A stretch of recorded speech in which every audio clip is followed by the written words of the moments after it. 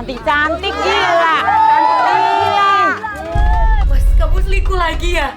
Udahlah kamu gak usah banyak tanya. Kamu udah janji kamu mau selingkuh lagi, Mas. Ini buktinya apa? Alah, udahlah jangan banyak ngomong kamu. Mas, Sini. Mas. Aku cuma minta kejujuran kamu selingkuh kan, Mas? Enggak, balikin. Berisik kamu. Gak mungkin. Suami saya gak mungkin punya utang sama siapapun. Ini buktinya penyitaan Pokoknya saya rumah nggak mau ini. tahu ya. Ini rumah harus disita, jadi milik saya, paham?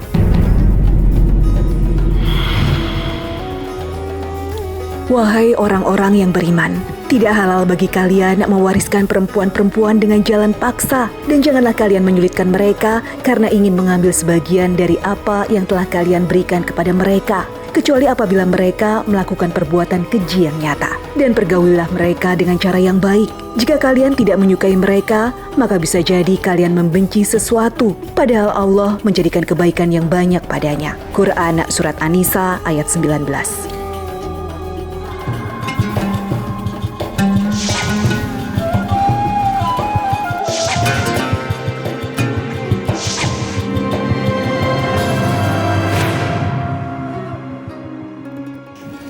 Assalamualaikum warahmatullahi wabarakatuh. Selamat pagi pemirsa Tawakal yang dirahmati Allah Subhanahu wa taala.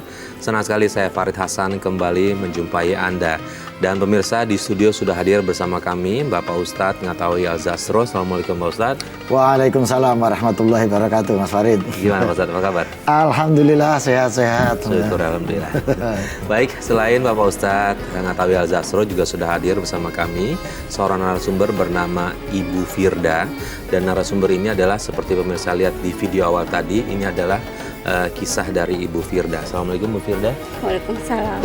Ya, Ibu Firda bisa langsung ceritakan ke kita Ibu Firda punya permasalahan seperti apa? Permasalahannya dimulai waktu saya masih muda, Mas Farid. Waktu itu umur saya 20 tahun. Saya mau menikah dengan seorang pria yang sangat saya cintai. Tapi menjelang 3 bulan mau menikah, calon suami saya itu meninggal, Mas. Oke, lalu kemudian? Meninggal karena kecelakaan. Kita turut berduka cita ya Bu ya.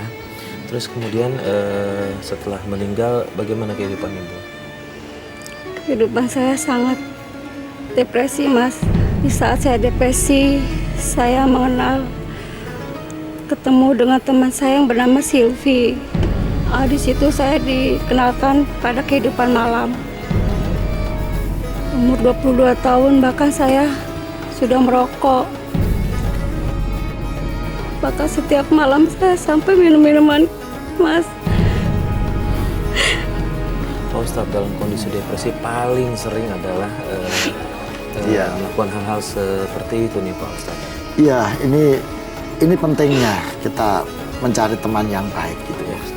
Karena kalau dalam syair-syair itu kan disebutkan bahwa obat hati itu ada 5 perkaranya. Salah satu adalah berkumpullah dengan orang soleh. Ini karena apa? Bukan berarti bahwa kita membeda-bedakan teman, tetapi dalam suasana kondisi psikologi yang sedang stres, yang sedang butuh bimbingan.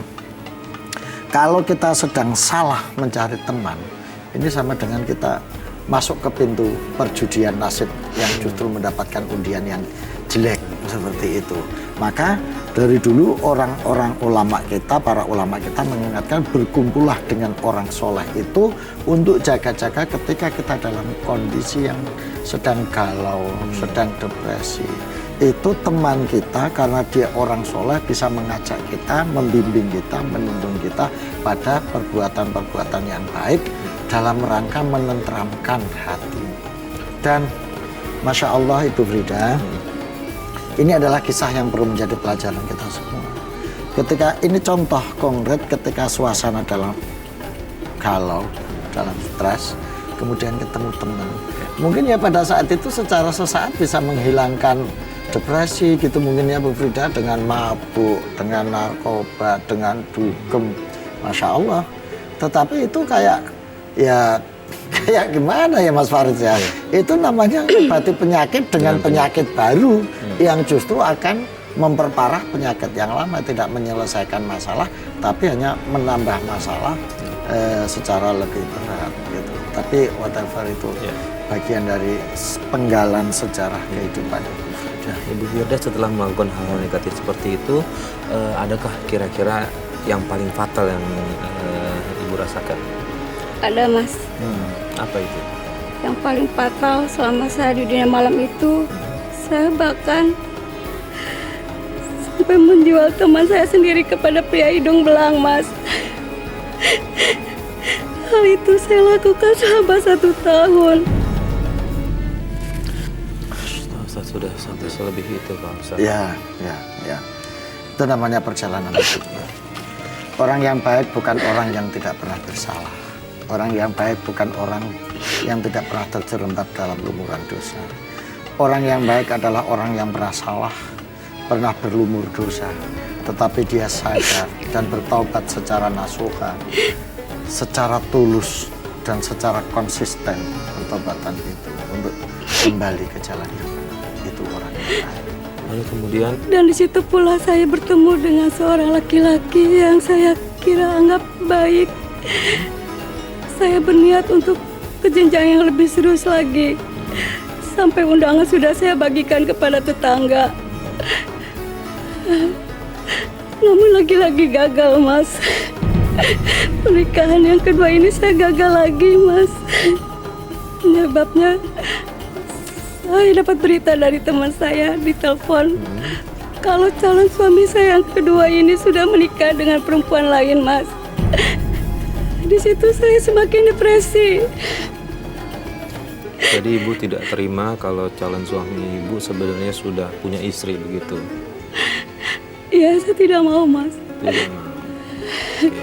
Pak Ustadz 2 kali merencanakan menikah. Yang pertama kena musibah calonnya, yang kedua adalah sudah punya istri. Nah, Ibu Firda tidak mau terima itu. Ya. Jadi Ibu Firda, setiap hidup ini adalah ujian. Jadi setiap manusia hidup itu akan diuji. 1, diuji keimanannya, 2, diuji kesabarannya, 3, diuji konsistensinya dalam menghadapi berbagai macam persoalan. Maka di Al-Quran sendiri juga sudah dijelaskan bahwa setiap hambaku akan saya uji, meskipun di situ sifatnya sangat fisik ya, bahwa maksiminal amal wa samarat, tapi di situ tetap disebutkan bahwa wabasyiris sobirin, dan tetaplah orang-orang yang sabar ini yang akan memperoleh keuntungan gitu. Jadi Ibu Firda, mungkin ujian pertama Ibu Firda sudah mencoba sabar, tetapi akhirnya kesabaran ini terjerumus membawa Bu Firda tanpa dia sadari, kemudian terbawa oleh arus, terbawa oleh pergaulan, dia terjerumus pada hal-hal yang berlumuran dosa. Mencoba bangkit lagi, menata hidup dengan mau nikah dengan orang yang mungkin barangkali bisa dimintai pertanggungjawaban. Tapi ternyata juga Mbak Firda mengalami kegagalan lagi. Masya Allah. Menurut saya kalau orang diuji seperti ini berarti orang hebat loh Mas Fadli. Kalau beliau ini sabar, ikhlas gitu ya. Tetapi ya itu, Bu Firda, mungkin sebetulnya ya ketika kegagalan ini terjadi adalah merupakan bagian dari sarana Allah mengingatkan kita, gitu. Ya, Pak Ustadz. Sarana Allah menegur kita, sarana Allah mengetuk hati kita.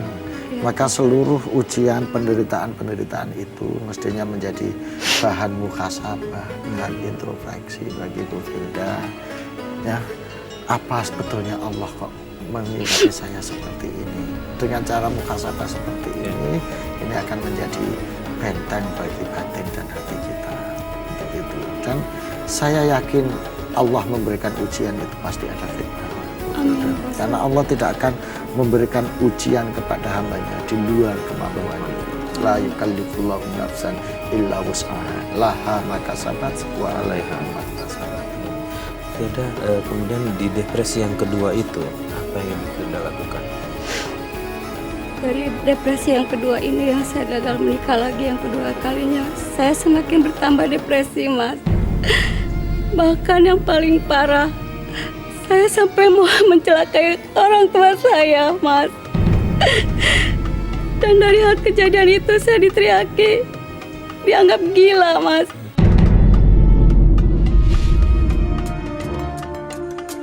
Mas Didit, aku sayang sama kamu. Kamu kok nggak mau nikahin aku sih?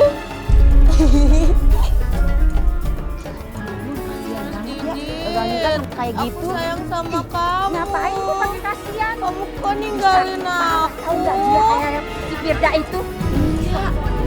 Iya. Didit, kamu di mana? Mas? Mas Didit. Iya.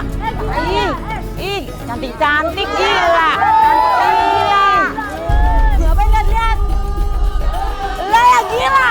Lo yang gila. Lo yang gila. Lo yang gila. Wah, lo yang gila. Ibu udah bilang, Nak. Mas Didit di mana, Bu? Ibu lihat Mas Didit. Nggak mau. Nggak. Ibu malu punya anak kayak aku. Oh, bicara gitu, Nak. Ibu yang gila. Ibu yang gila. Ibu yang gila. Ibu yang gila. Titipan, Nak. Titipan, Nak. Titipan saya. Lepas. Lepas.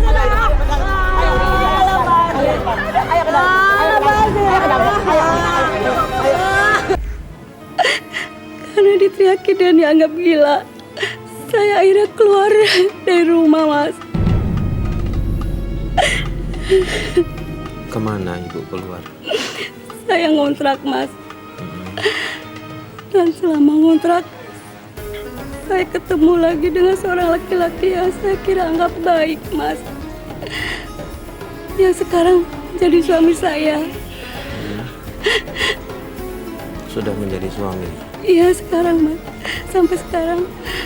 Tapi saya pikir, saya anggap dia baik, ternyata perkiraan saya salah, Mas. Apa yang dia lakukan? Saya mengalami KDRT. Bahkan yang paling sakit yang saya alami saat saya hamil, Mas. Saat saya hamil, saya ditendang sama suami saya, Mas. Karena dia tidak mau anak ketiganya lahir.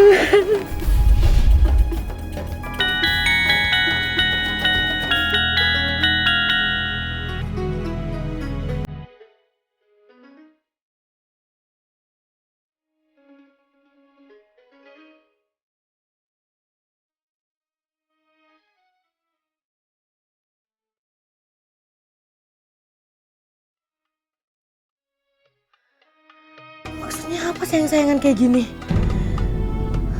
Mas Ramli selingkuh lagi? Lia, ngapain kamu pegang HP aku? Lia! Mas, kamu selingkuh lagi ya? Udahlah, kamu gak usah banyak tanya. Kamu udah janji gak mau selingkuh lagi, Mas. Ini buktinya apa? Alah, udahlah, jangan banyak ngomong kamu. Sini. Aku cuma minta kejujuran kamu selingkuh kan, Mas? Enggak, balikin. Berisik kamu.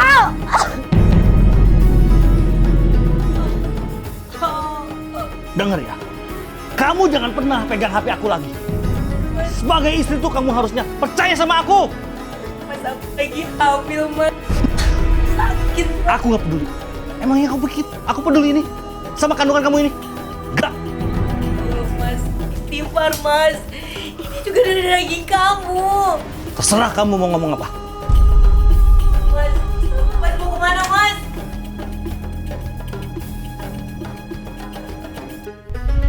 Pak Ustadz, ini berkata yang menyakiti hati istri saja sudah dosa nih Pak Ustadz.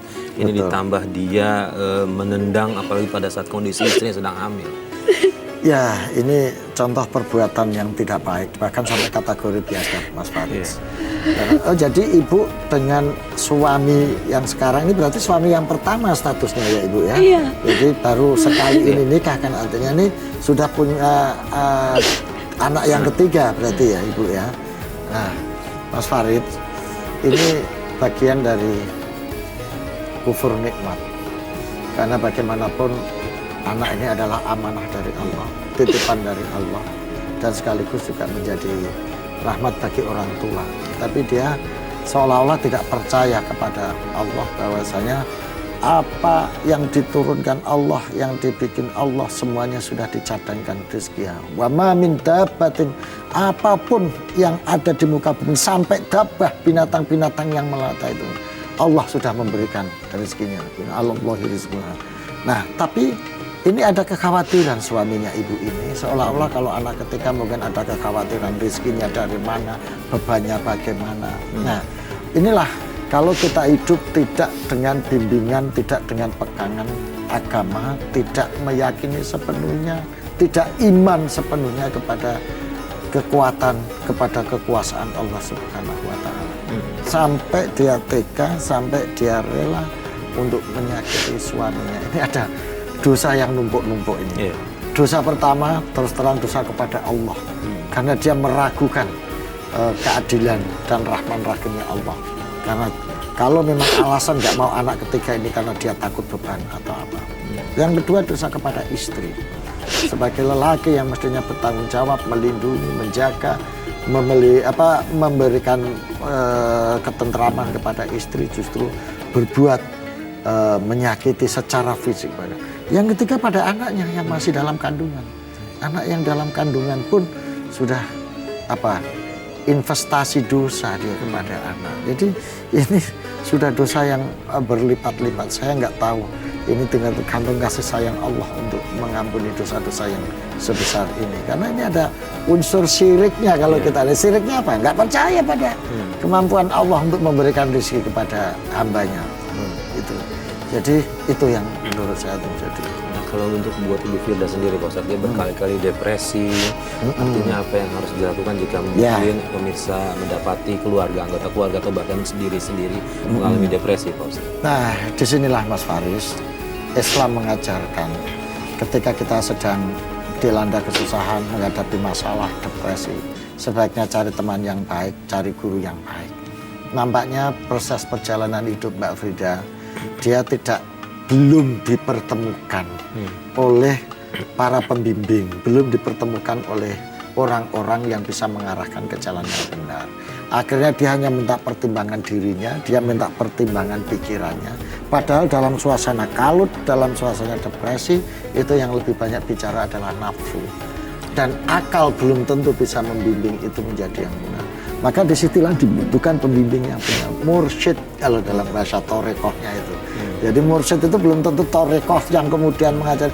Tapi yaitu orang yang bisa membimbing ke jalan yang benar, ke jalan yang baik. Sehingga proses hidupnya bisa menjadi lebih terarah secara benar. Bu Firda mulai sekarang cobalah silaturahmi, datang ke ustadz, ke kiai, ke ulama yang bisa memberikan arahan dan bimbingan yang benar. Yang kedua, ya coba usaha-usaha spiritual batinnya, mulai diperkuat ibadahnya, sholatnya, baca Qur'annya, istighfarnya, mulai diperbanyak supaya bisa membuka jalan lagi. Yang selama ini sudah banyak problem itu. Ibu Firda, suami berlaku kasar itu sejak awal atau setelah punya anak yang ketiga? Setelah mengandung yang ketiga? Awal dia sudah memang kasar, saya mengalami KDRT. Bahkan setelah anak saya yang ketiga lahir ini, saya didatangi oleh rentenir Mas. Mereka marah-marah. Bahkan saya sampai jual rumah saya demi menutupi hutang-hutang suami saya, Mas. Saya jual rumah saya demi dia, Mas.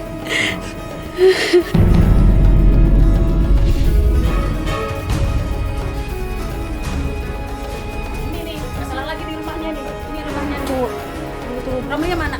Ada nggak Ramli? Iya, Ramli, iya. Ramli, keluar kamu Ramli. Ibu cari suami saya, Oh, ada ini apa ya? istrinya. Loh, kenapa harus disita kayak gini sih? Diam! Ramli, keluar lo! Ramli, Iya. dia mana? Iya Bu, suami saya nggak ada di sini. Sebenarnya ada apa sih? Suami Anda punya utang sama saya. Udah bertahun-tahun janji mau lunasin, tapi sampai sekarang nggak ada kabar, nggak ada apa, numpuk utangnya. Gak mungkin suami saya nggak mungkin punya utang sama siapapun. Ini buktinya Pokoknya penyitaan saya rumah nggak mau ini. tahu ya, ini rumah harus disita, jadi milik saya, paham? Iya ya Bu, saya mohon iya ya saya bakal melunasin, tapi saya mohon jangan disita dulu rumah saya bingung mau tinggal di mana nanti Bu. Itu bukan urusan saya nggak mau tahu. Dari rumah ini. Bos, paham? Bang, tolong dong Bang, jangan disita dulu Bang. Bu, tolong Bu, saya minta keringanan. Nggak bisa, nggak ada toleransi lagi. Pokoknya saya udah nggak suka lagi, saya males saya. Cuma janji Bang lunasin aja, buktinya mana? Saya janji saya bakal lunasin, tapi saya minta waktu Bu. Saya mohon banget Bu. Nggak bisa pokoknya. Pokoknya besok harus keluar disita. dari rumah ini. Paham? Harus disita pokoknya. Jadi Saya minta keringanan sedikit aja. Sehari Bu, keringanannya. Bang, Bu, tolong Bu.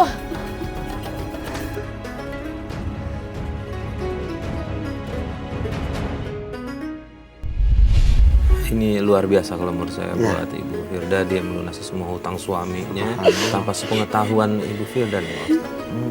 Jadi saya justru pengen tahu waktu nikahnya itu apakah Ibu Firda sudah tahu keluarga dari calon suami dan pihak keluarga Ibu Frida ini juga sudah tahu gitu dari sehingga dua-duanya sudah tahu tentang pernikahan ini, sudah mengenal atau gimana, atau waktu nikah juga keluarga dari Ibu Frida nggak tahu ini gimana ceritanya?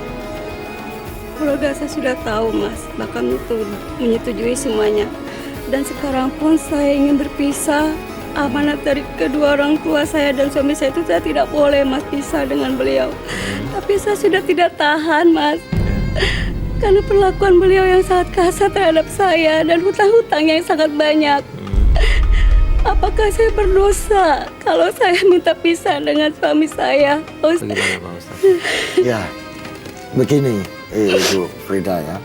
Jadi kita kembali ke tujuan perkawinan. Tujuan perkawinan itu kan ini sebagai perkawinan sebagai misakon golidon, perjanjian suci Mas Farid, perjanjian suci Bu Frida ketika seseorang laki istri perempuan sudah terikat pada perkawinan misakon golidon, dan tujuannya itu pertama adalah litas kunu ilaiha, untuk menciptakan ketentraman, untuk menciptakan kedamaian. Kemudian wajah ala bainakum mawaddah warahmah, dan untuk menciptakan mawaddah rahmah sakinah dalam kehidupan keluarga ini. Nah, tetapi kalau terjadi kezaliman, terjadi hal-hal yang sampai di luar batas itu semua, maka sebetulnya Islam memperbolehkan perceraian itu, meskipun dikatakan perkara halal yang diperbolehkan, yang dibenci oleh Allah itu adalah talak. Tapi ini prinsipnya kan satu, kalau memang Ibu Firda sudah nggak kuat menerima ini, ya Ibu secara hukum boleh mengajukan itu, gitu ya.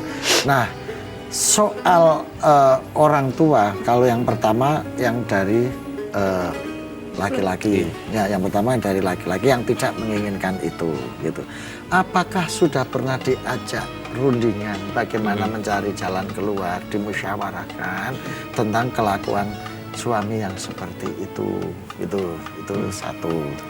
Yang kedua soal amanah orang tua, ibu yang sudah meninggal, karena sudah meninggal ini kan susah dicabut karena sudah meninggal. Cuma kira-kira ibu ya Bu Frida tahu nggak kenapa kira-kira alasan orang tua Ibu Frida memberikan amanat untuk tidak cerai ini? Apa demi anak atau demi apa? Karena bagaimanapun orang tua tidak akan mengorbankan anaknya untuk hidup menderita seumur hidupnya, gitu.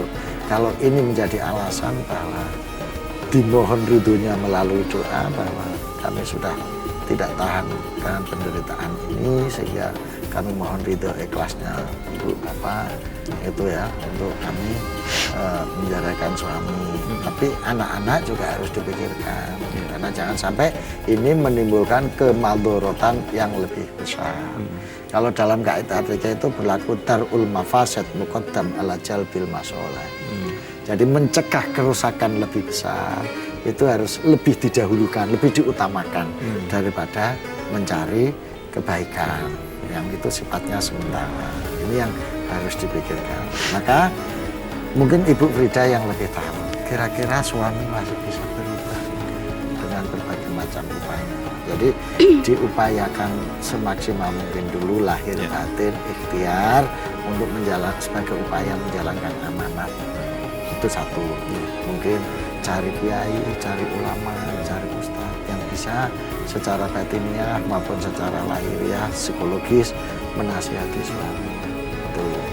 Yang kedua juga anak-anak. Bagaimana anak-anak mendidik pertimbangan mengenai hal ini. Kalau ini sudah dipertimbangkan semuanya, sudah dilakukan semuanya, ya jalan terakhir itu kan sudah dalam kondisi darurat kalau sudah jalan terakhir. Itu teman saya. Ya. Nah, jadi pertanyaan lagi Ibu, setelah Ibu tadi katanya sempat menjual rumah ya untuk membayar hutang-hutang suami, kemudian Ibu tinggal di mana? Saya ngontrak Mas sekarang. Sekarang masih ngontrak? Masih ngontrak Mas. Karena suami saya pernah saya ajak ngomong baik-baik, bicara baik-baik gitu.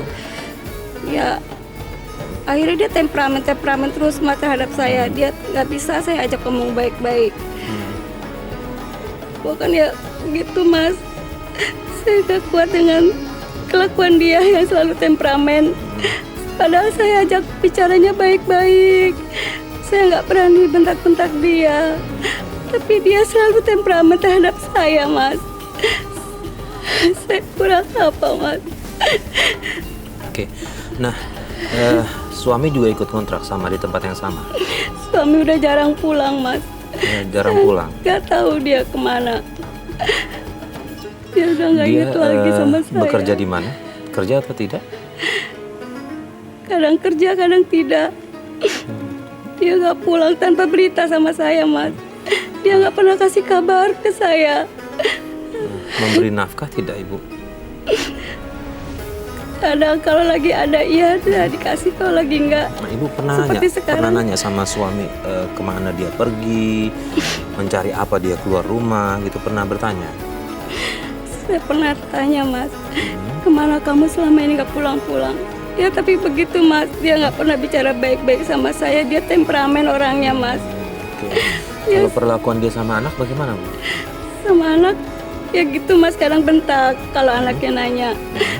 Apalagi kalau saya nanya, saya selalu kena KDRT terus, Mas, karena temperamen dia terhadap saya. Masa sama anaknya juga seperti itu, Pak Ustadz? Dan dalam beberapa penelitian terhadap kasus KDRT ini, Mas Farid, siklusnya selalu begitu. Jadi emosional, kekerasan, terjadi calling down, terus sadar, permohonan maaf, tidak akan mengulangi. Tapi begitu terjadi, jadi ini beberapa penelitian yang dilakukan oleh teman-teman yang bergerak di bidang KDRT, baik penelitian, pengamatan, itu siklusnya selalu seperti itu. Nah, kalau saya boleh tanya, kejadian seperti ini sudah berlangsung berapa lama, Bu? Ibu bertahan begini ini sudah berapa tahun gitu? Ya, 2 tahun ini, Mas. Setelah anak yang ketiga itu lahir, temperamen dia semakin menjadi. Jadi ini sudah 2 tahun lebih Ibu mengalami kondisi seperti ini. Nah, keinginan Ibu untuk bercerai ini mulai timbul sejak kapan ini, Ibu? Merasa tidak kuat untuk menahan semuanya. Mulai timbul setelah rumah saya jual untuk melunasi hutang-hutang dia, tapi tetap aja hutangnya masih ada. Saya udah nggak kuat, Pak Ustadz. Apakah saya berdosa kalau saya minta pisah dengan suami saya? Saya selalu ingat terus akan pesan kedua orang tua saya, Pak Ustadz. Karena suami nggak pernah terbuka kepada saya. Hutang untuk apa? Kerja di mana? Dia nggak pernah terbuka. Pak Ustadz, boleh nggak sih seorang istri punya hak untuk bertanya itu ke suami, Pak Ustadz? Ya sebetulnya boleh, apalagi dia ada hak sampai jual rumah, sampai bayar utang-utang, itu kan sebetulnya bukan tanggung jawab dia. Jadi ini karena istri, ya istri, haknya istri itu mestinya tidak boleh, tidak selayaknya untuk diambil oleh suami, gitu, seperti itu. Ini atas kebaikan dia, karena atas kebaikan dia melakukan semuanya itu, semestinya dia boleh untuk bertanya sebetulnya ini untuk apa, apalagi ini terkait dengan kewajiban dia, gitu. Bukan karena dia menuntut, bukan karena dia ingin berlebihan. Kalau kasusnya tidak untuk menuntut, tidak untuk meminta sesuatu yang berlebih, tapi dalam rangka mencari kebaikan supaya ini jelas, ya itu boleh-boleh saja, Mas Faris, gitu. Nah, cuma Ibu, menghadapi situasi begini apakah pernah istilahnya kalau di Islam itu ada hakam. Hakam itu juru penengah untuk melakukan ini dari pihak keluarga ibu maupun pihak keluarga suami maupun orang lain yang dipercaya untuk melakukan ini. Sudah pernah dilakukan untuk mediasi, melakukan klarifikasi gini Bu? Kalau urusan keluarga saya bahkan sampai ke adik-adik tidak berani saya bilang sama kedua orang tua saya, Pak Ustadz. Saya takut nanti saya sudah baik lagi, orang tua saya masih benci sama suami. Bahkan jangankan untuk adu kepada orang tua ya Pak. Sebentar Mas. Ibu, orang tua Ibu atau orang tua dari suami? Orang tua saya. Waktu masih hidup. Waktu masih hidup. Oke. Terus bahkan jangankan untuk kedua orang tua saya ngadu ya Pak. Mas, anak-anak saya aja sekarang benci sama ayahnya karena kelakuan dia terhadap saya. Anak saya sering lihat kalau saya sering kena dipukul. Saya bingung Pak Melihat Ustadz. kekerasan yang dilakukan oleh ayahnya. Ya, ya. Jadi begini, dalam rangka mencegah kerusakan yang lebih besar untuk mencari kemaslahatan bagi anak, bagi ibu, ya. Nah, sebaiknya begini, Ibu ya. Kalau memang ini jalan yang sudah terakhir dan tidak ada cara lain, gitu ya. Ibu, Bismillah, cari jalan yang terbaik dalam rangka menjaga terjadinya kemadharatan secara lebih besar baik bagi anak-anak maupun bagi ibu sendiri. Itu satu. Tapi saya sarankan ibu tetap datang ke ulama, datang ke kiai untuk apa? Mencari istilahnya pengayom atau mencari pegangan dalam keadaan ibu yang sedang labil dan menghadapi masalah. Jangan sampai nanti carinya ketemu teman seperti yang awal-awal lagi. Ya, itu saran saya Ibu ya. Yang pertama Ibu tolong cari datang ke ulama, ke kiai, ke ustadz yang kira-kira punya kapabilitas, punya komitmen untuk dijadikan tempat curhat, menerima saran Ibu ya. Mungkin di forum ini pemirsa bisa melihat Ibu sudah mencoba menyampaikan ini ya. Nanti ini di follow up setelah ini bisa lebih intens supaya ibu tidak salah cari teman lagi untuk menyelesaikan masalahnya. Itu satu. Jadi sampaikan ini, minta saran, minta nasihat, jalan keluar secara intens. Kalau di forum ini kita bisa ngomong, tapi kan ini enggak apa itu sifatnya sementara. Setelah ini mungkin bisa sama kita bisa menunjukkan kira-kira kiai mana yang bisa dampingin ibu untuk ke depan menyelesaikan ini. Kalau memang masih ada jalan lain untuk bisa dipertahankan, kita kasih deadline. Karena orang tobat itu kan ada sudah 1 kali, 2 kali, 3 kali. Kalau sampai sudah berkali-kali begitu, misalnya, ya sudah ini jalan terakhir ibu harus cerai. Tapi mungkin dengan kiai, dengan ustadz ini akan memberikan saran yang lebih kontinu, lebih intens. Itu tidak saran. Saya kira itu Bu ya. Ada deadline. Kalau memang dalam sekian waktu kelakuannya demi kebaikan bersama, ya sudah. Dimohon ridhonya Bapak Ibu, ziarah ke makamnya, mohon untuk izinnya melakukan tindakan perceraian.